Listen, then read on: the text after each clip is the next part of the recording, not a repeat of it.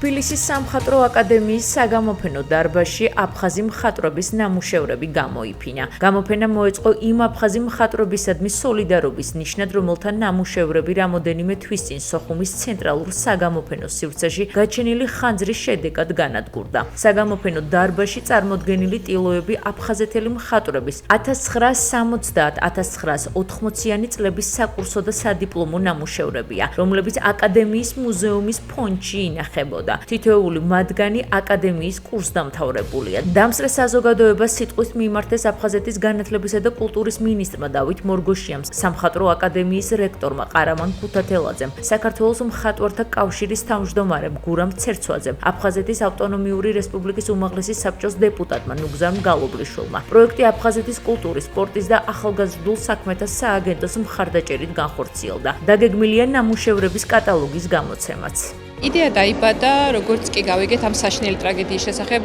ამ ხანძრის შესახებ, რომელიც მოხდა სოხუმის ცენტრალურ საგამოფენო დარბაზში, რომლის შედეგად განადგურდა 4000-მდე ნამუშევარი. ჩვენს სამხატვრო აკადემიის მუზეუმის ფონდში დაცული არის ყველა იმ მხატვრის ნამუშევარი, რომელთა ნამუშევრები იქ სოხუმის გალერეაში განადგურდა.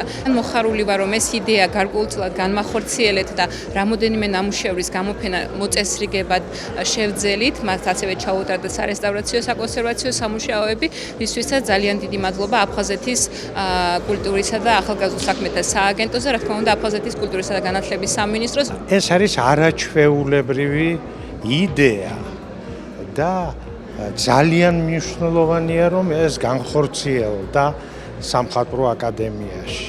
ეს უდიდესი ეროვნული საქმეა და კიდევ ერთხელ ჩვენი დაახლოებისთვის მხატვრებთან მე მაგალითად არ მაქვს გაწყვეტილი ურთიერთობა, აფხაზი იყო ის თუ ქართველი იყო, ამას მნიშვნელობა არ აქვს და ჩვენ ცხოვრობდით როგორც ძმები და ერთი ოჯახები. აფხაზეთელი მხატვრები, ეთნიკური აფხაზები წლების განმავლობაში სწავლობდნენ სამხატვრო აკადემიაში, მიიღეს უმაღლესი სამხატვრო განათლება და ქართულ-აფხაზური კულტურის შემადგენელი ნაწილი არიან მათი შემოქმედება და მნიშვნელოვანია ეს ფაქტი, რომ მომავალშიდაც ესე გაგრძელდება, ჩვენ შევრიგდებით ქართული კულტურა და აფხაზური კულტურა ეს ერთიანი კულტურა გახლავთ და ჩვენ ერთად ვიცხოვრებთ.